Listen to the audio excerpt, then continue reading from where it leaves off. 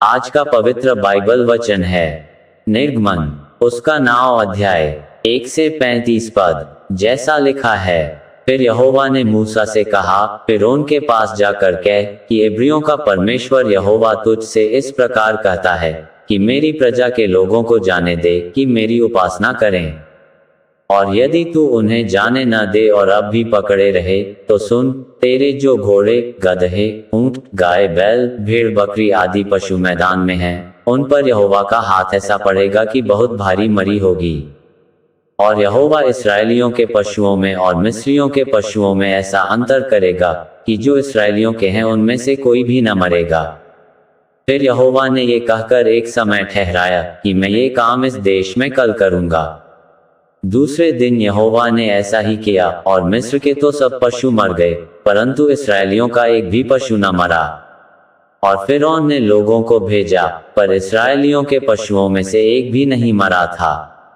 तो भी फिरौन का मन सुन्न हो गया, और उसने उन लोगों को जाने न दिया। फिर यहोवा ने मूसा और हारून से कहा कि तुम दोनों भट्टी में से एक एक मुट्ठी राख ले लो, और मूसा उसे फिरौन के सामने आकाश की ओर उड़ा दे। तब वह सूक्ष्म धूल होकर सारे मिस्र देश में मनुष्यों और पशुओं दोनों पर फफोले और फोड़े बन जाएगी। सो वे भट्टी में की राख लेकर फिरौन के सामने खड़े हुए, और मूसा ने उसे आकाश की ओर उड़ा दिया, और वह मनुष्यों और पशुओं दोनों पर फफोले और फोड़े बन गई। और उन फोड़ों के कारण जादूगर मूसा के सामने खड़े न रह सके, क्योंकि वे फोड़े जैसे सब मिस्रियों के वैसे ही जादूगरों के भी निकले थे। तब यहोवा ने फिरौन के मन को कठोर कर दिया, और जैसा यहोवा ने मूसा से कहा था, उसने उसकी न सुनी। फिर यहोवा ने मूसा से कहा, बिहान को तड़के उठकर फिरौन के सामने खड़ा हो, और उससे कह, इब्रियों का परमेश्वर यहोवा इस प्रकार कहता है कि मेरी प्रजा के लोगों को जाने दे कि वे मेरी उपासना करें। नहीं तो अब की बार मैं तुझ पर और तेरे कर्मचारियों और तेरी प्रजा पर सब प्रकार की विपत्तियां डालूंगा, जिससे तू जान ले कि सारी पृथ्वी पर मेरे तुल्य कोई दूसरा नहीं है। मैंने तो अभी हाथ बढ़ाकर तुझे और तेरी प्रजा को मरी से मारा होता, और तू पृथ्वी पर से सत्यानाश हो गया होता, परंतु सचमुच मैंने इसी कारण तुझे बनाए रखा है कि तुझे अपना सामर्थ्य दिखाऊं और अपना नाम सारी पृथ्वी पर प्रसिद्ध करूं। क्या तू अब भी मेरी प्रजा के सामने अपने आप को बड़ा समझता है और उन्हें जाने नहीं देता? सुन, कल मैं इसी समय ऐसे भारी भारी ओले बरसाऊंगा कि जिनके तुल्य मिस्र की नेव पड़ने के दिन से लेकर अब तक कभी नहीं पड़े।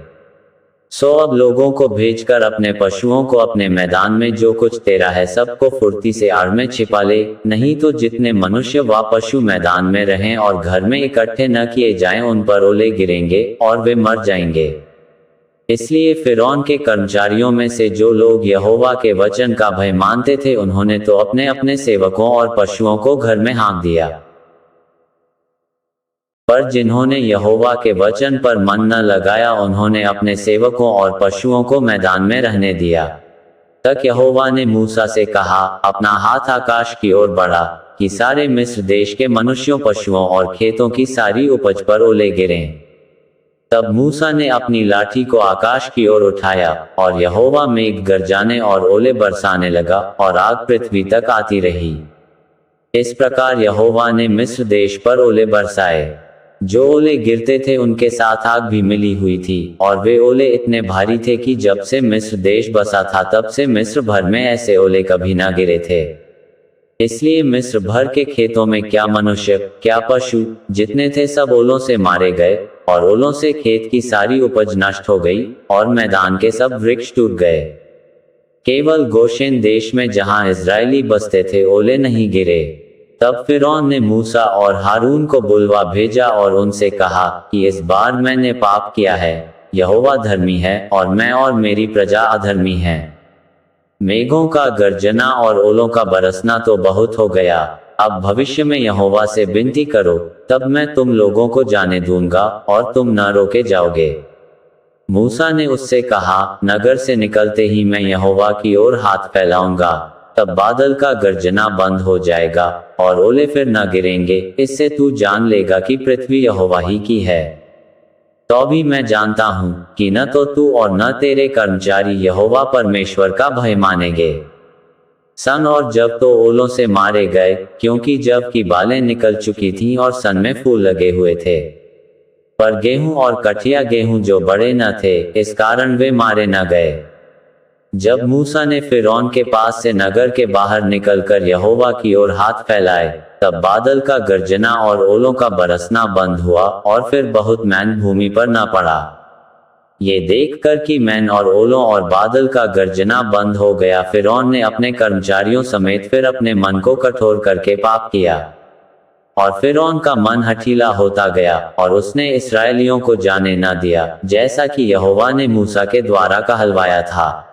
यहाँ तक इस वचन के द्वारा आपको बहुतायत से आशीष मिले।